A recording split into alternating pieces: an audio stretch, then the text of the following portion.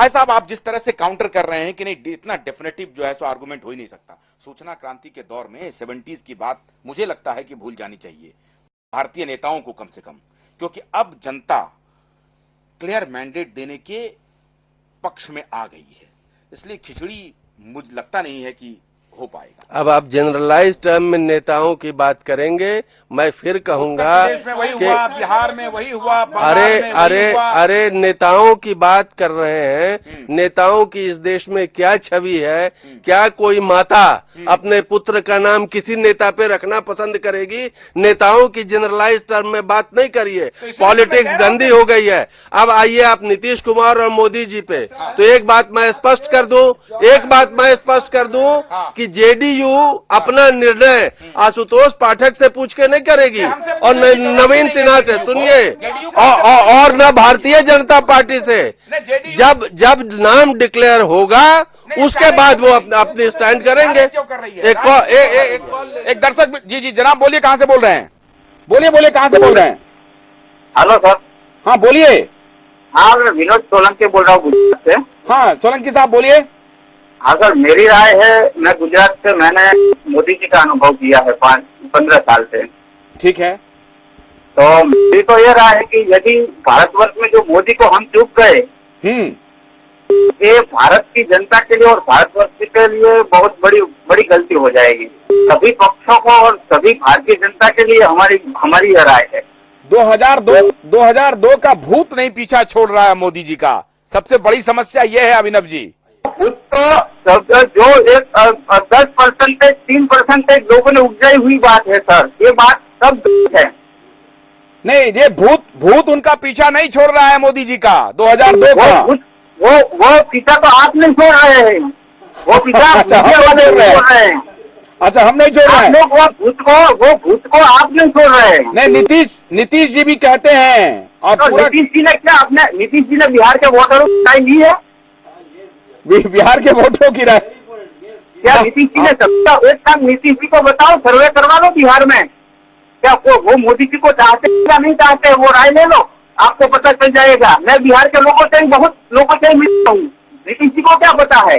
नहीं अभिनय जी, मेरा आपको दिल दुखाने का कोई मकसद नहीं है, मैं तो सिर्फ आपको ये कह रहा हूं, और ये मीडिया का भी ये पक्ष नहीं है। मीडिया में हम वो दिखा रहे हैं जो लोगों की प्रतिक्रिया है। एक वर्ग ये मानता है कि 2002 का भूत मोदी जी का पीछा नहीं छोड़ रहा है। सर वो भूत हम सबने वो देखा है, उसमें मोदी जी का क्या, उन्होंने कोई गलती ही नहीं की है। वो हम गुजरात वालों को, हम सभी को पता है, मोदी जी ने कोई गलती की, तो मोदी जी को। शुक्रिया अभिनव जी, शुक्रिया। आप इसी तरीके से हमारे कार्यक्रम को देखते रहिए और बेबाक राय रखते रहिए। बहुत बहुत शुक्रिया। एक मिनट, जरा दर्शक की बात देखिए। हाँ, दर्शक ने जो बात कही है बहुत ही उचित बात कही है।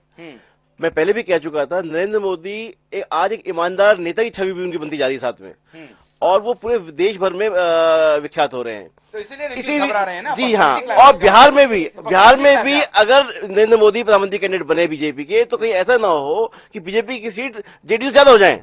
तो साहब फोन ले लीजिए, ऊपर है सूरज सवाल।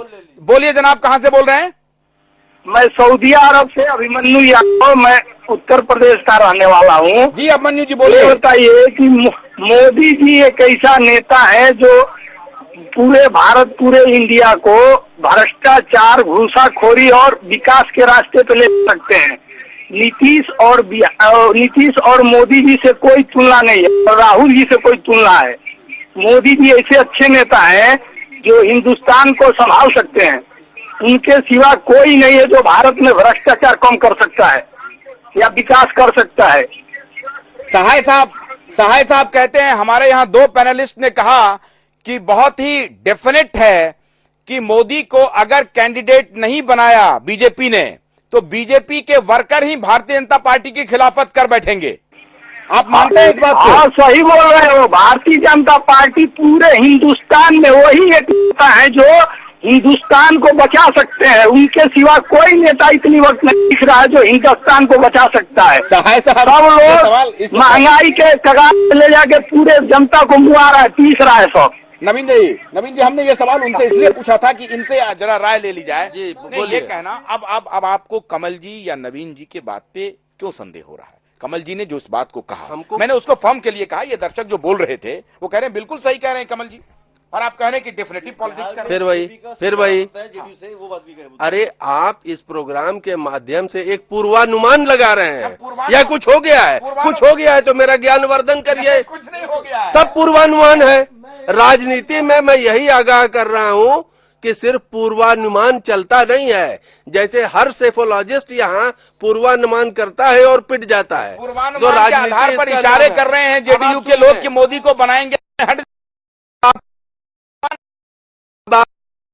राजनीति डेफिनेटिव लाइन में तब बढ़ेगी जब आप को राजनीति नहीं करेंगे। मैं सिर्फ ये कहना चाहता हूं कि समाज की समावेशी राजनीति करने वाला ही सफल होगा। अकाली दल साथ आ गया, शिवसेना साथ आ गया, जयललिता साथ आ सकती हैं। ऐसा है, जयललिता आ सकती है, ममता भी आ सकती है। अब कौन सी समावेश की बात है? कमल जी ने आपके सामने एक तर्क रखा, जितने लोगों का आपने नाम लिया, आपके सामने कमल जी ने तर्क रखा था, तो तर्क का जवाब सुनिएगा कि आप अपना बोलिए? तो आप अपना बोलिएगा या सुनिएगा? तो उनकी बात आप तक पहुंचा रहे हैं। पहुंच गया, मैंने सुन लिया। मैं ये कह रहा हूं कि जितने व्यक्तियों का आपने नाम लिया, अकाली दल, शिवसेना, फलाना चिलाना, ये सब कोई इस देश में समावेशी राजनीति को रिप्रेजेंट नहीं करते हैं। सवाल है, अब नीतीश जी समावेशी राजनीति को प्रेजेंट करते हैं। एक मिनट जरा कमल जी, एक लाइन में बता रहा हूँ, क्योंकि शाह साहब ने जॉर्ज फर्नांडिस और मधुलिमिया